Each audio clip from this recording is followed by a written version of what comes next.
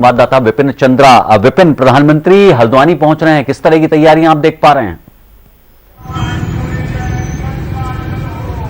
बिल्कुल ही इस समय जो है पूरे प्रदेश के अंदर एक बीजेपी के जो कार्यकर्ता है उनमें काफी ज्यादा उत्साह देखा जा रहा है, क्योंकि जिस तरह से प्रधानमंत्री नरेंद्र मोदी का कार्यक्रम देहरादून में हुआ था, जिसमें करीब 18,000 करोड़ रुपए की योजनाओं की शुरुआत उन्होंने की है, लोकार्पण किया और शिलान्यास किया है।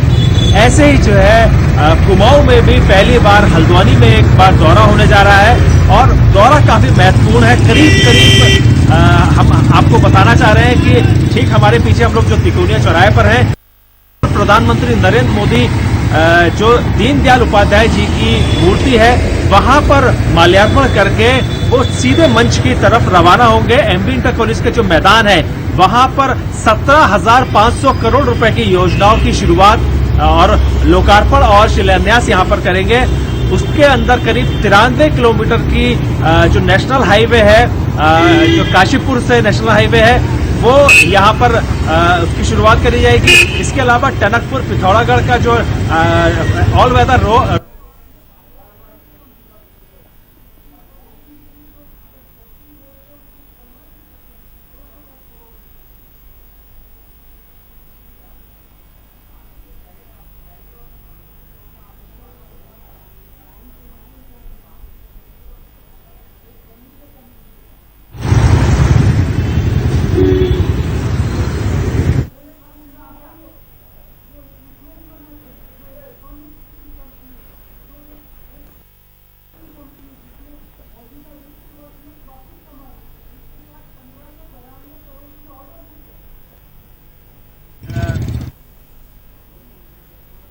मिल पा रही है मेरी?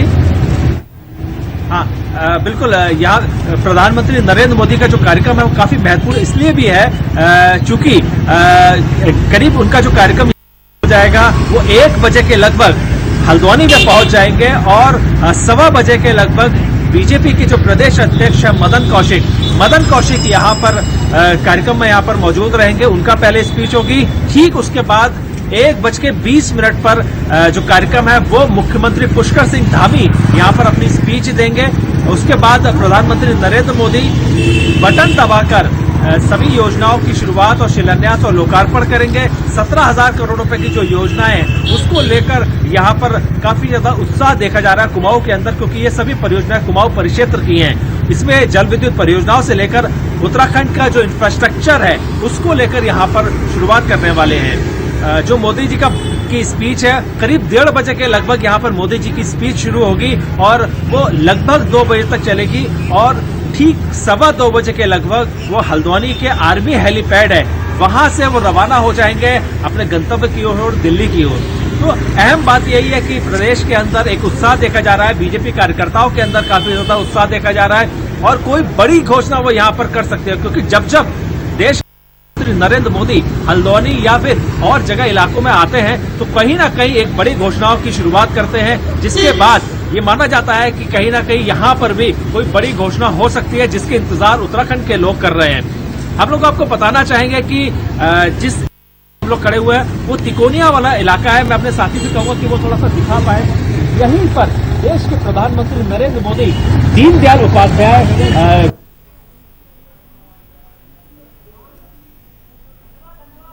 जी, इस तमाम जानकारी के लिए आपका बहुत बहुत शुक्रिया विपिन।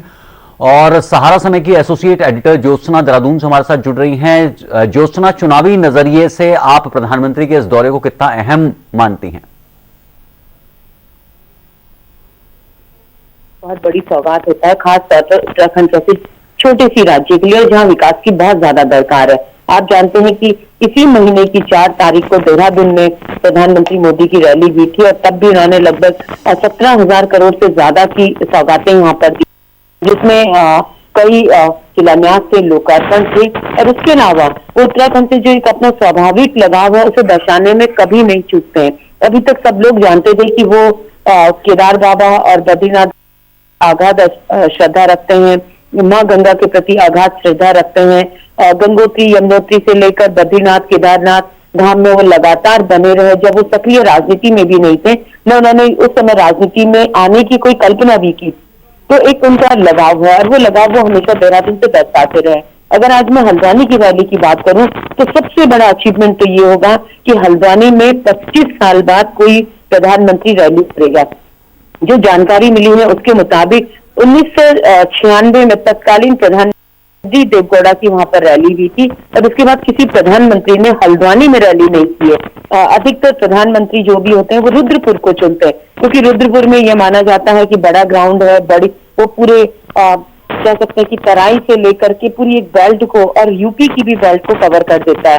लेकिन प्रधानमंत्री हल्द्वानी में आ रहे हैं तो ये अपने आप में एक बहुत बड़ा तोहफा हल्द्वानी वासियों के लिए भी है। और हल्द्वानी को गेटवे ऑफ कुमाऊं कहा जाता है, यानी कि हल्द्वानी से ही पूरे कुमाऊं के लिए एक माहौल बनता है। खास तौर पर जो राजनीतिक बयार होती है, विकास की बयार होती है, वो हल्द्वानी से ही पहाड़ की ओर चढ़ती है। तो ये अपने आप में कह सकते हैं कि बड़ा क्षण वासियों के लिए है, पूरे उत्तराखंड के लिए भी है, जहां वो कई योजनाओं का लोकार्पण और शिलान्यास करेंगे। लगभग 3,420 करोड़ की योजनाओं का तो लोकार्पण करेंगे, वहीं वो 14,127 करोड़ की योजनाओं का वो शिलान्यास करेंगे। शिलान्यास में कई कह सकते हैं कि रोड कनेक्टिविटी की योजनाएं हैं। एम्स का जो कुमाऊं में सैटेलाइट सेंटर बनाया जा रहा है, ये पहली बार हो रहा है कि एक ही स्टेट में 2 एम्स है, यानी एक एम्स मेन ऋषिकेश में है और इसका सैटेलाइट सेंटर हल्द्वानी में स्थापित किया जा रहा है। तो ये अपने आप में बड़ी सौगात है। लेकिन जो बड़ी सौगात होगी, जो न सिर्फ उत्तराखंड के लिए है बल्कि उत्तराखंड के साथ लगे हुए कह सकते हैं कि 6 और राज्यों के लिए है, वो है लखवाड़ व्यास, जो लखवाड़ बहुउद्देशीय परियोजना है 300 मेगावाट की, उसका आज प्रधानमंत्री हल्द्वानी में शिलान्यास करेंगे। ये आप सोच लीजिए कि ये लगभग 5,000 योजना है और इस योजना का लाभ न सिर्फ उत्तराखंड को मिलेगा बल्कि हिमाचल, हरियाणा, उत्तर प्रदेश, राजस्थान और दिल्ली को सिंचाई का भी और पेयजल का भी पानी मिलेगा। इसके अलावा जो जल विद्युत उत्पादन होगा उसको भी सारे स्टेट शेयर करेंगे। ये केंद्र के पास ये मामला था और काफी लंबे समय से अटका हुआ था। अब केंद्रीय कैबिनेट ने इसका अप्रूवल दे दिया है और उससे बड़ी बात ये होगी कि केंद्र सहायतित योजना है, यानी कि राज्यों का जो अंश होगा वो बेहद कम है, केंद्र की सहायता ज्यादा होगी। तो ये अपने आप में बहुत बड़ा तोहफा वो देने जा रहे हैं।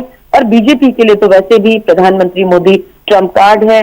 मोदी मैजिक के सारे ही बीजेपी 2022 की चुनावी बैतरणी को पार करना चाहती है। तो बीजेपी के लिए तो ये बड़ा बूस्टअप का मौका होगा कि प्रधानमंत्री की 1 महीने में 2 रैली छोटे राज्य उत्तराखंड में होने जा रही है। जी, इस तमाम बातचीत और जानकारी के लिए आपका बहुत बहुत शुक्रिया ज्योत्सना।